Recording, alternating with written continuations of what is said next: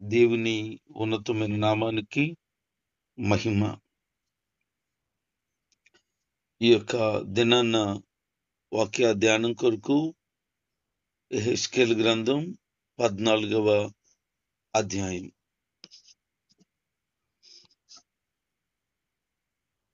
దైవజనుడైన యెహెజ్కేలు దగ్గరికి ఇశ్రాయేలీలో పెద్దలు కొంతమంది వెళ్ళి కూర్చున్నారు. దేవుని యొక్క సమాచారాన్ని వినాలని ఆశపడుతున్నారు. అయితే ఈ పెద్దలందరూ కూడా ప్రవక్తను గుర్తించారు. ఇంతకు ముందు పట్టించుకోలేదు గాని, ఆయన చెప్పిన మాటలను పెడచెవి పెట్టారు గాని, ఆయన సూచనలుగా చాలా కార్యాలు చేస్తూ ఉంటే అవి వాళ్ళకి అర్థమయ్యి ఈయన ప్రవక్త అని నమ్మగలిగారు. ఒక ప్రవక్తను ప్రజలు నమ్మకపోతే ఎన్ని ప్రవచనాలు చెప్పినా అది నిరర్ధకం అవుతుంది. దేవుడు అతని ద్వారా ఏం చెప్తాడో తెలుసుకోవడానికి వచ్చారు వాళ్ళు. వాళ్ళ జీవితం గురించి, వారి భవిష్యత్తు గురించి, వారి యొక్క ఉన్నత ఆలోచనల గురించి ఏమైనా దేవుడు చెప్తాడేమోనని ఉద్దేశంతో వాళ్ళు వచ్చారు. వాళ్ళు వచ్చిన తర్వాత దేవుడు యెహెజ్కేలుతో మాట్లాడుతూ ఉన్నాడు. ఈ మనుషులు తమ హృదయంలో విగ్రహములు నిలుపుకుని ఉన్నారు. దోషము పుట్టించు అభ్యంతరాలు తమ ఎదుటే పెట్టుకుని ఉన్నారు. వీరు నా యొద్ద ఏమైనా విచారింపదగునా అని ప్రభువే డైరెక్ట్ గా మాట్లాడుతున్నాడు. ఈ మనుషులు లోపల దేవునికి చోటు ఇవ్వకుండా విగ్రహాలను పెట్టుకుని వారి యొక్క దోషం దేవునికి కనబడేటట్లు బ్రతుకుతున్నారు. ఏకంగా వాళ్ళు వచ్చి దేవుణ్ణి అడుగుతున్నారు, మాకు ఏదైనా చెప్పండి, మాకు ఏదైనా తెలియచేయండి, మా పట్ల నీ ఉద్దేశం ఏంటో, నీ ప్రణాళిక ఏంటో మాకు బయలుపరచండి అంటున్నారు. ఒక వ్యక్తి దేవునికి హృదయంలో చోటు ఇవ్వకుండా చెడుతనంతో బ్రతుకుతూ ఉంటే వాళ్ళు చేసిన ప్రార్థన ప్రభు వినడు. కీర్తనకారుడు చెప్తారు కదా, నా హృదయంలో పాపమును తలంచుకుని ఎడల ప్రభు నా మనవి వినకపోవును. అంటే నీ హృదయంలో పాపపు తలంపే కలిగితే అప్పుడు కూడా దేవుడు ప్రార్థన ఏంటట. అయ్యయ్యో అలాగైతే ఎలాగండి, తలంపే కదా వస్తుంది అనంటే ఆ హృదయంలో పరిశుద్ధంగా ఉండాలి తప్ప అపవిత్రమైనటువంటిది ఏ రకమైన ఆలోచన కూడా దేవునికి కనబడకూడదు. కనబడకూడదు అంటే దాని అర్థం ఏంటి అని అంటే ఉండకూడదు. తలంపులు వస్తాయి, ఆలోచనలు వస్తాయి, ఇవి సర్వసాధారణమే. కానీ ఆ తలంపులను ఎప్పటికప్పుడే శుభ్రం చేసుకోవాలి గాని ఆ ఆలోచనలు ఆచరణలోనికి వెళ్ళకూడదు. వారు చాలా మంచి ఉద్దేశం చేత వచ్చారు. నాకేదో మంచి విషయం చెప్పేస్తాడు, మాకేదో గొప్ప విషయం చెప్తాడని వాళ్ళు అనుకొని వచ్చారు. కానీ వారు ఎదురు చూసిన సందేశం వారికి రాలేదు. వాస్తవానికి వాళ్ళు దేవుడి దగ్గర విచారణ చేసే యోగ్యత కూడా లేదు. అందుకని దేవుడు ఈ విషయాన్ని కుండ బదలగొట్టినట్లుగా చెప్తున్నారు. వారు దేవునికి మొదట ఆజ్ఞను మీరిన వారే కనబడుతున్నారు. అందుకే వాళ్ళకి మరణ శిక్ష తగినదని బైబిల్ చెప్తుంది. నిర్గమకాండం 20 అధ్యాయం 3వ వచనం నుంచి 5వ వచనం వరకు చదివితే, నేను తప్ప వేరొక దేవుడు మీకు ఉండకూడదు, మీరు విగ్రహాలను చేసుకోకూడదు, పైన ఆకాశం మీదే గాని కింద భూమి మీద గాని నీళ్లలో గాని దేని రూపాన్ని నువ్వు చేసుకోకూడదు, వాటికి సాగిల పడకూడదు, వాటిని పూజించకూడదు అని ప్రభు చెప్పారు. ఎందుకంటే నీ దేవుడని యెహోవాను నేనే, రోషం గల దేవుణ్ణి, నన్ను ఎవరైతే వ్యతిరేకిస్తారో వారికి 3-4 తరాల వరకు వారి తల్లిదండ్రుల యొక్క పాపం వారి కొడుకుల మీదకు నేను రప్పిస్తానని చాలా సీరియస్ గా చెప్పాడు దేవుడు. ఇంత గొప్పగా చెప్పిన మాటను వారు పెడచెవిన పెట్టారు. అంటే విగ్రహాలను చేసుకోకూడదు, విగ్రహాలు ఉండకూడదు అని చెప్తే వాళ్ళ హృదయం నిండా విగ్రహాలే. వాళ్ళ బ్రతుకంతా దోష బ్రతుకే బ్రతుకుతున్నారు. వాళ్ళ హృదయంలో పాపం, చెడుతనం, అపవిత్రత పెట్టుకుని ఎలాగున దేవుడు వారిని దీవిస్తాడని వారు అనుకుంటున్నారు. ఈ మాటలు గమనించండి. నీ హృదయంలో చెడుతనం ఉంటుండగా, పాపపు పరిస్థితులు నీలో ఉంటుండగా దేవుడు నిన్ను దీవించడం అసాధ్యం. కారణం నీ అంతరంగంలో ఉన్న ఆ పాపమే. అది శుభ్రమైతేనే గాని దేవుడి దగ్గర నుంచి నీ ప్రార్థనకు జవాబు రాదు, నీ బ్రతుకు కూడా బాగుపడదు.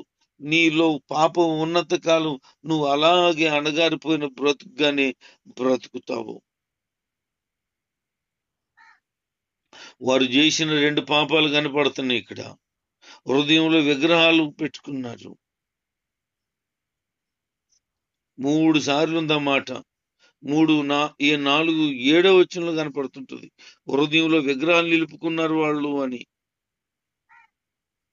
అక్షరాల బొమ్మలకు మొక్కడం ఇది ప్రమాదకరమైన పాపం. చాలా మంది భక్తిపరులుగా కనిపించేవారు ఉన్నారు. అయితే వారి హృదయంలో దేవునికి స్థానం లేక వేరొక దానికి స్థానం ఇచ్చేశారు. వేరొకటి అంటే ఏముంది? ధనం కావచ్చు, సుఖభోగాలు కావచ్చు, పేరు ప్రతిష్టలు కావచ్చు, లేకపోతే వేరొక వ్యక్తిని హృదయంలో పెట్టుకుని ఉండొచ్చు. మరి ఇంకేదైనా కూడా కావచ్చు. అంటే దేవుడు లేకుండా వేరొకది ఏదో, వేరొక పరిస్థితి ఏదో, వేరొకరు ఎవరో హృదయంలో ఉన్నారు. అంటే మనం ఎలాగ దాన్ని అర్థం చేసుకోగలుగుతాం? ప్రేమ చూపించి సేవ చేస్తూ వాటి కొరకే నా జీవితం అన్నట్లు బ్రతుకుతారు. ధనం మీద ఆలోచన వస్తే నాకు ఏ విధంగానైనా ధనం రావాలి, డబ్బు సంపాదించాలని దాని గురించే ఆలోచన చేస్తారు. ఏ విధంగానైనా సుఖపడాలని శరీరేచ్ఛలను నెరవేర్చుకోవడానికి ప్రయత్నం చేస్తారు. నాకు పేరు రావాలి, గొప్పతనం కావాలి, నేను చేసింది బడాయి అయిపోవాలి, నా గురించి 10 మంది చెప్పుకోవాలా అని అనుకోవచ్చు. ఇలా ఏదైనా ఉండొచ్చు. ఇలాంటిది ఏదైనా ఉన్నా లేదు, ఎవరు మనుషులైనా నీ హృదయంలో ఉన్నా అంతే, దేవుడికి స్థానం లేదు అక్కడ. అందుకన్నాడు అది విగ్రహం. ఆ విగ్రహాన్ని తీసేసేయండి. కొలసీ రాసిన పత్రిక 3వ అధ్యాయం 5వ వచనంలో భూమి మీద ఉన్నటువంటి శరీర అవయవాలు, లైంగిక అవినీతి, కల్మషం, కామోద్రేకం, చెడు కోరికలు, అత్యాశ, ఇది విగ్రహారాధన. దీన్ని దూరంగా ఉండండి, దాన్ని రూపుమాపండి అని చెప్తాడు. అంటే ఒక మనిషిలో ఉండేటువంటి విగ్రహం దేవుని స్థానాన్ని దొంగిలించేదే. అందుకే మన హృదయం అన్నిటికంటే ముఖ్యంగా ఎంతో జాగ్రత్తగా కాపాడుకోవాలని ప్రభు చెప్తున్నాడు. సామెతల గ్రంథం 4వ అధ్యాయం 23వ వచనంలో అన్నిటికంటే ముఖ్యంగా నీ హృదయమును భద్రంగా కాపాడుకో, అదే నీ జీవితానికి మూలం అన్నారు. వీళ్ళ హృదయంలో రకరకాలు అని ఏర్పాటు చేసేసుకుని దేవునికి స్థానం ఇవ్వకుండా అవిధేయత కలిగిన వారిగా వచ్చి దేవుడు వారితో మాట్లాడాలనుకుంటారు. ఎలా మాట్లాడతాడు? మాట్లాడాడు. అందుకనే కుండ బదలు కొట్టినట్లుగా నీలో ఉన్న ఈ చెడుతనం తీసేసుకోవండి, అప్పుడు మీ దేశంలో ఉన్న చెడుతనం కూడా తీసివేయబడుతుంది, అలాగే మిమ్మల్ని మీరు శుద్ధి చేసుకోండి అని చెప్తున్నారు. చాలా మంది హృదయాలు శుద్ధి చేసుకోవడం అస్సలు ఇష్టం ఉండదు. చాలా మంది వారి హృదయాలు ఎలా ఉంటాయనంటే పంది బురదలో తోలడం ఎంత ఇష్టపడుతుందో అలాగే వారి హృదయం నిండా చెడు, పాపం, అపవిత్రత ఉంచుకోవడానికి చాలా ఆరాటపడుతూ ఉంటారు. హృదయం శుభ్రంగా ఉండగలిగితే ఇక తప్ప దేవుని చూడలేం. ప్రభువాక్యం ఇలా సెలవిస్తుంది. మత్తయి సువార్త 5వ అధ్యాయంలో ధన్యతలు కనపడితే అక్కడ ఇలా రాయబడింది, హృదయ శుద్ధి గల వారు ధన్యులు, వారు దేవుణ్ణి చూస్తారు. ఈ రోజున నీ హృదయం శుద్ధిగా ఉందా? ప్రభు బలను తీసుకునేటప్పుడు యోగ్యంగా తీసుకోవాలి. హృదయం శుద్ధి చేసుకోండి. ఎవరి మీద ఎటువంటి ద్వేషం, అసూయ, పగ ఉండకూడదు అని చెప్తుంటే అంతే దున్నపోతు మీద వర్షం పడినట్లుగా ఆ క్షణాన్ని మాత్రం పశ్చాత్తాపడిపోతున్నట్లు కనపడుతుంది. తర్వాత మళ్ళీ మామూలుగానే ఉంటుంటారు. అంటే వారి జీవితాలు వాక్యాన్ని పట్టించుకోకుండా పెడచెవిని పెట్టేవారైపోతున్నారు. గాని వాక్యాన్ని హృదయంలో భద్రపరుచుకున్నట్టు విధంగా బ్రతకాలనే తాపత్రయమే లేదు. చాలా విచారం అండి. దేవుడు ఏదైతే ఆశిస్తున్నాడో ఆయన ఆశకు తగినట్లుగా మన హృదయాలు ఉండాలి. హృదయంలో ఏ రకమైన పాపం, చెడుతనం, అపవిత్రత ఉండకూడదు. అయితే చాలా మంది అనుకుంటారు, అయితే నా ప్రార్థన దేవుడు వినట్లేదు. ఎస్, కరెక్టే. నీ ఆలోచన సరిగ్గానే ఉంది. నీ ప్రార్థన దేవునికి వినబడట్లేదు. వింటున్నాడు, జవాబు ఇవ్వటం లేదు. కారణం ఏంటి అంటే హృదయంలో పాపం ఉంచుకొని దేవునికి ప్రార్థన చేస్తే ఆయన ఏం జవాబిస్తాడు? 19వ అధ్యాయము కీర్తన గ్రంథంలో నా హృదయంలో పాపమును తలంచని ఎడలంటాడు. అంటే పాపం ఆలోచన వచ్చిన ప్రార్థన వినడు ఆయన. అందుకనే కదా ప్రార్థన వెనుక ఉంటుంటేనే దావీదు అంటున్నాడు, నా ఎదలోనికి నా ప్రార్థన తిరిగి వస్తుంది, అది ప్రభు దగ్గరికి చేరినట్లుగా లేదు అని. నువ్వు ప్రార్థన చేస్తుంటే అలాగే ఉందా? దేవుడు వింటలేదు అన్నట్టు, జవాబు ఇవ్వలేదు అని అనిపిస్తుందా? ఎంతసేపు ప్రార్థన చేసినా ఏమి ప్రయోజనం లేనట్లుగా అక్కడికక్కడే గాల్లో కలిసిపోయినట్లుగా అనిపిస్తుందా? కారణం ఏంటో తెలుసా? నీ హృదయంలో ఉన్న పాపమే. ఈ రోజు నుంచి నీ హృదయాన్ని శుద్ధి చేసుకోకపోతే, ఈ క్షణమే నీ హృదయాన్ని శుద్ధి చేసుకొని దేవునికి నీ బ్రతుకు అప్పగించుకోకపోతే నానా బాధలు పడాల్సి వస్తుంది. ఎందుకంటే హృదయ శుద్ధి లేకపోతే దేవుడు నీతో మాట్లాడడు. నీలో రకరకాలైన విగ్రహాలు ఉంటే దానివల్ల నీకు ఏమీ ప్రయోజనము లేదు. కనుక హృదయాన్ని శుభ్రం చేసుకోవడానికై నిన్ను నీవు సిద్ధపడమని ప్రభు ఆ పెద్దలతో చెప్తున్నట్లుగా నీతో కూడా చెప్తున్నాడు.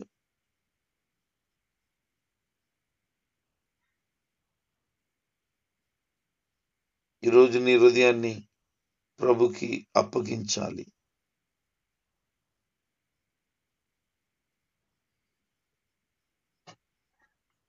ఆ మనుషులు దేవునికి విరోధంగా ఉన్నారు అని ప్రభు చెప్తున్నాడు. మీ హృదయాలు నాకు దూరంగా ఉన్నాయి గనక నాకు విరోధులు మీరు. మీరు ఎన్ని రకాలైనటువంటి బ్రతుకులు బ్రతుకుతున్నారో, ఎలాగో మీ జీవితాల్ని అపవిత్రపరుచుకున్నారో నాకు తెలుసు. మీ హృదయాలు శుద్ధి అవ్వకపోతే నేను మీకు దేవుడిగా ఎలాగ ఉండగలుగుతాను? మీ యొక్క పాపానికి, దోషానికి తప్పకుండా మీకు శిక్ష వస్తుంది. కాబట్టి పాప దోష శిక్షను భరించలేము. ఎందుకనంటే కయ్యూను అంటాడు, అయ్యో నా దోష శిక్ష నేను భరించలేనంత పెద్దది, గొప్పది. అంటే అతని జీవితంలో దేవుని యొక్క శిక్షను భరించడం అతని వల్ల కాదు అని అర్థమైపోయింది. ఆదామవ్వలను ఏదైనా తోట నుంచి బయటికి తరిమేసినప్పుడు అయ్యో ఎందుకు మేము దేవునికి అవిధేయులమయ్యామని పశ్చాత్తాపడ్డారు. ఎందుకంటే అప్పటి వరకు ప్రశాంతంగా సుఖవంతంగా బ్రతికిన బ్రతుకు కష్టపడి సంపాదించుకోవలసిన పని వచ్చేసింది. అందుకే బాధ కలిగింది వాళ్ళకి. ఆయన శిక్షిస్తే మామూలుగా ఉండదు. ఇక దెబ్బకి బుద్ధి వస్తేనే తప్ప సమాధానం నీ బ్రతుకులో ఉండదు. దావీదు 51వ కీర్తనలో అందుకే చాలా అద్భుతమైన రీతిలో పశ్చాత్తాపాన్ని పొందుపరిచాడు. అయ్యా హిసోపుతో నన్ను కడుగు, హిమము కంటే తెల్లగా శుభ్రం చేసేసాయి. పరిశుద్ధాత్మను నా నుంచి దూరం చేయొద్దు, నా ఆత్మను పాడు చేయొద్దు ప్రభువా. నేను నా ఎదుట పాపం ఉంచుకొని ఇంకా క్లీన్ చేసుకుంటున్నాను అంటాడు. నేను గర్భంలో నుంచే పాపంలో ఉన్నాను. మా తల్లి నన్ను గర్భంలో నుండే ఉన్నప్పుడే పాపంలో అన్నది, నా బ్రతుకు పాపపు జీవితం కనుకయ్యా, నేను పాపం చేశాను, నన్ను మన్నించు మన్నించు అని, నీకు ఇష్టమైన బలిగా నేను అయిపోతానని ప్రభు దగ్గర ఎంతో గోజాడిన పరిస్థితి కనపడుతుంది. దేవునికి హృదయానుసారుడు అని పేరు పొందబడినటువంటి వ్యక్తే, అతని హృదయంలో గనక పాపం ఉన్నప్పుడు అసమాధానమే అతను ఉంది గనుక అతని జీవితం దేవుడికి ఇష్టం లేదు అని చెప్పేశాడు. అందుకని పశ్చాత్తాపడి మళ్ళీ దేవుని హృదయానుసారుడిగా మార్పు చెందాడు. అతని జీవితం చాలా సమాధానకరంగా ఉంది. ఈరోజు నీ జీవితం కూడా అలా ఉండాలని ఆశపడుతున్నావా? అయితే నీ హృదయంలో ఉన్న పాపం, అపవిత్రత, చెడు ఉండటానికి వీలు లేదు.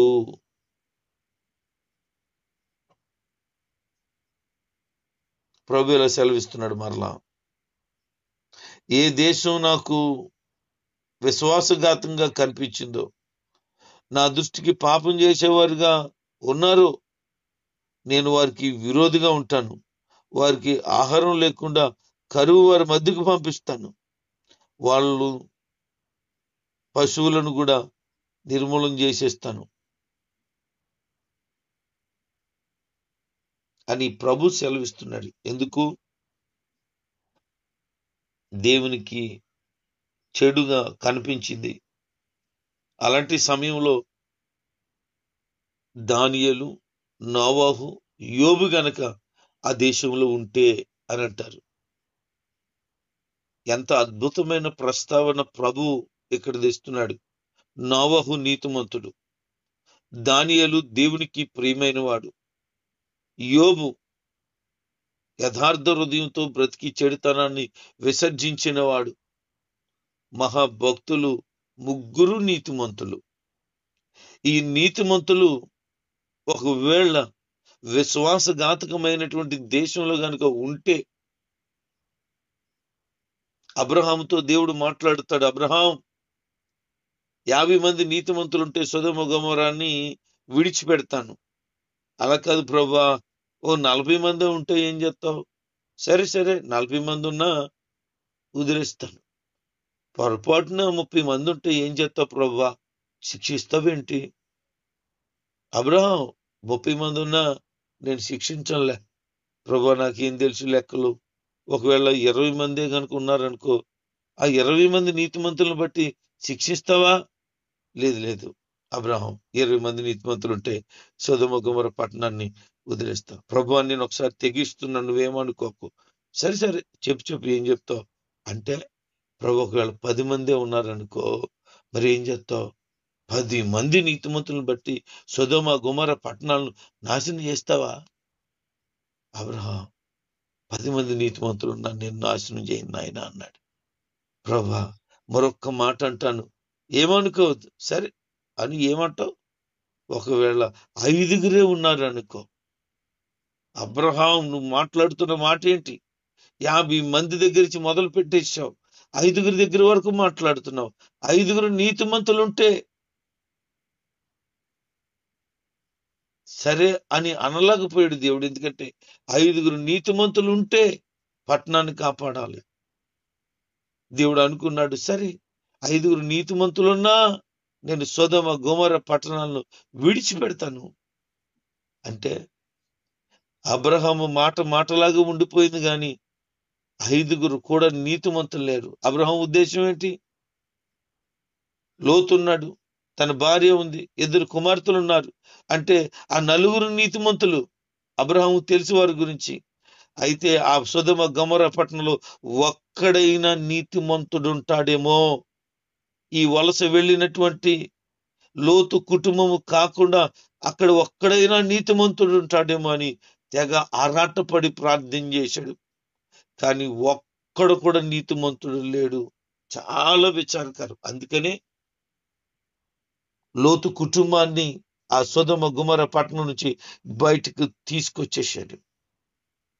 నీతిమంతుడు గనక ఆ పట్టణంలో ఉంటే ఏంటి సంగతి అని అంటే, అబ్రహాముకి చెప్పిన జవాబే ఇక్కడ జరుగుతుంది. ఒకవేళ అక్కడ నోవహు ఉండొచ్చు, దానియేలు ఉండొచ్చు, యోబు ఉండొచ్చు. అలాంటి మహా ప్రార్థన పరులైన భక్తి పరులు ఉంటే వాళ్ళు ముగ్గురిని తప్పిస్తాను తప్ప ఆ దేశాన్ని మాత్రం విడిచిపెట్టేది లేదు అంటాడు. ఒకవేళ మృగాలను గనుక ఆ దేశం మీదకి పంపిస్తే ఆ మృగాలు వారిని చీల్చేసిన ఆ ముగ్గురిని మాత్రం నేను కాపాడుతాను. ఆ దేశం మీదకి యుద్ధానికి వస్తే ఆ దేశంలో ఉన్న ప్రజలందరూ కూడా శత్రువుల చేతులతో నిర్మూలమైపోవడం గమనిస్తారు. కానీ ఆ ముగ్గురిని మాత్రం జీవంతో బయటికి తీసుకొస్తానన్నాడు. ఒకవేళ తెగులు గనక ఆ దేశం మీదకి వస్తే పశువులతో సహితము ప్రాణహానికరమైన పరిస్థితికి వెళ్ళిపోతే నా రౌద్రం కుమ్మరించిన వాళ్ళు చేసిన ప్రార్థన గాని వారి నీతివంతమైనటువంటి పరిస్థితిని గాని నేను చూడను. వాళ్ళ ముగ్గురిని తప్పిస్తాను, నోవాహుని, దానియేలుని, యోబుని. కానీ అక్కడ మాత్రం శిక్ష విధిస్తాను అంటున్నాడు. 4 రకాల పరిస్థితులు కనబడుతున్నాయి. ఖడ్గం, కరువు, దుష్ట మృగాలు, తెగుళ్ళు. ఈ 4 యెరూషలేము మీదకు వచ్చిన ఆ ముగ్గురిని నేను తప్పిస్తాను గాని ఆ యెరూషలేముని, ఆ పట్టణాన్ని, ఆ దేశాన్ని ఖచ్చితంగా నాశనం చేస్తాను అని దేవుడు మాట్లాడుతున్నాడు అనంటే ఆ దేశపు పరిస్థితి ఎంత దౌర్భాగ్యం ఉంది. ఒక్కడు నీతిమంతుడు చాలు, కానీ ముగ్గురు నీతిమంతులు ఉన్నా నేను తప్పించును అని చెప్పాడు. అయ్యో ప్రియ దేవుని జనాంగమ, దేశం ఈరోజు ఎంత భ్రష్టపడిపోయిన స్థితిలోనికి వెళ్ళిపోయింది. వింటుంటే తెలుసుకుంటే చాలా విచారం కలుగుతుంది, బాధ అనిపిస్తుంది. ఏమైపోతుందో అర్థం కావటం లేదు. మత సంబంధమైనటువంటి సామరస్యం లేక ఎక్కడికక్కడ మత కల్లోహాలు జరుగుతున్నాయి. హిందువులు, ముస్లింలు, క్రైస్తవులు అని తెగ వ్యత్యాసాలు చూపించుకుంటూ భారతీయులందరూ నా సహోదరులు అనేటువంటి భావం పూర్తిగా పోయింది. ఈ రోజున సర్వమత సమ్మేళనమే మన భారతదేశం అయితే ఈరోజు బహుగా నాశనం అయిపోతా ఉంది. ఏం చేయగలుగుతాం మనం? నాశనం అయిపోయిన పరిస్థితులు ఉంటే ప్రార్థన చేయాలి అంతే, ఇంకంతకంటే మనం ఏమి చేయలేము. మన దేశం కొరకు ప్రార్థన చేయాలి, ముఖ్యంగా తెలుగు రాష్ట్రాల కొరకు ప్రార్థన చేయాలి. భ్రష్టపట్టిపోయినటువంటి స్థితిలోనికి వెళ్ళిపోయింది. దురాత్మ ప్రవాహం ఎక్కువైపోయింది. మత సంబంధంగా రెచ్చగొట్టేటువంటి పరిస్థితులు ఎక్కువైపోయాయి. దేవుళ్ళు పేరు చెప్పి గొడవలు ఆడుకోవడం ఎక్కువైపోయింది, దండుకోవడం ఎక్కువైపోయింది, మనశ్శాంతి లేకపోవడం ఎక్కువైపోయింది. ప్రభు చెప్తున్నారు, ముగ్గురు నీతిమంతులు ఉంటే నేను ఆ ముగ్గురు నీతిమంతుల్ని కాపాడుతానని అని చెబుతూ ఇక్కడ అంటున్నారు, ఇదిగో కొద్ది మందిని నేను రక్షిస్తాను, వాళ్ళని బయటికి తీసుకొస్తాను. ప్రజలకు అర్థం అవుతుంది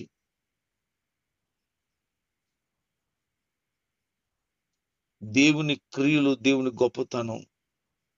ఎప్పుడు కొద్ది మందిని నీతిగా బ్రతికిన వాళ్ళని పక్కకి తీసుకొచ్చినప్పుడు మిగతా వాళ్ళకి అర్థమవుతుంది అన్నాడు. ఆ పక్కకు రావలసిన వ్యక్తి నీవే, నీతిమంతుడిగా బ్రతకాల్సిన వ్యక్తి నీవే. ప్రక్కకంటే ఎక్కడికంటే ప్రభు రాజ్యంలో ఎత్తబడటానికై సిద్ధపడవలసిన వ్యక్తివి నీవే.